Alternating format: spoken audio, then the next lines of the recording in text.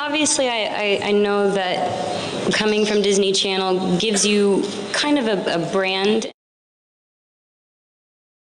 I know that I have younger fans, and this is an opportunity for myself to kind of grow, and it is a little shocking, I think, for the younger audiences and for having that background, but I think it was right for me. You know, I do everything for my younger fans, I do everything for my fans, and this one was more for me in a way.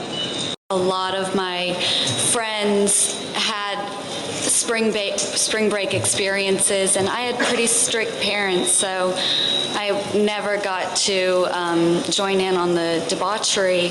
So when I read the script, I knew it was my chance to experience that.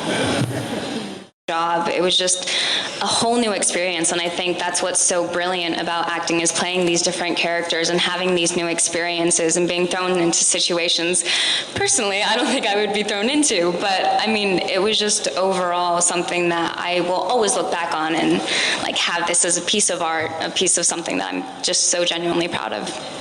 These girls look so innocent and they act like childlike almost, and then they have these other sides and they're crazy, and whatever they want they'll get, so they're willing to do whatever they want to, you know, whether it's robbing a bank to get money, that they're not afraid of anything. So they definitely have a lot of power and they have no fear.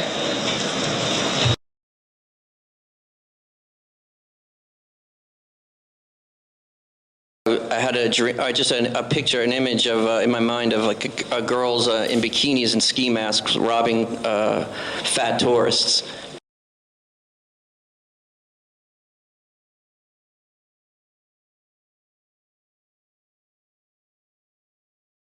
Yeah, I love that. It was very deliberate, and it was a dream. Like these, you know, these girls are also of this culture and of this world, and there's a lot of meaning in them doing the film, and to them doing the film, and it was exciting for me. It was kind of like, in some ways, when I was conceptualizing the movie, when I was thinking it up and talking about who could play these characters, it was just like a fantasy or something to have these girls be a part of it, and so obviously I was super excited when they agreed.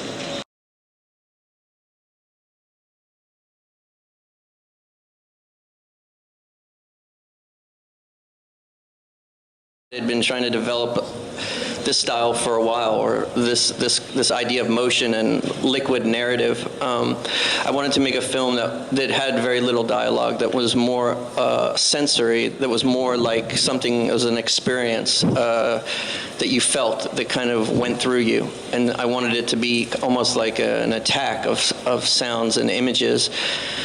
And in some ways it was meant to be like a pop poem or something.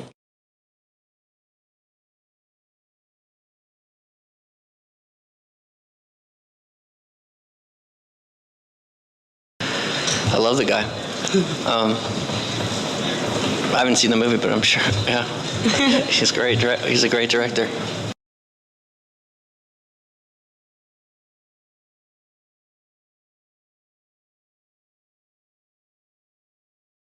I can never, and I never have been able to make movies for everyone. I make a very specific type of film. At the same time, this movie, it says a lot and it says nothing. I have nothing to prove. The movie has nothing to prove. The thing is that like, it's meant to be about surfaces. The culture is about surfaces. It's meant to be like candy. And so if it makes people angry, that's fine. If people love it, that's great. There's no right or wrong way to interpret this film or anything that I do. It's all just perfect. Do you know what I'm saying? So you can't live in fear of what this person's going to say or this person's going to be offended. I try to make the greatest films I can make. I try to make things that are substantial and beautiful and affect people. And I hope it works out that way.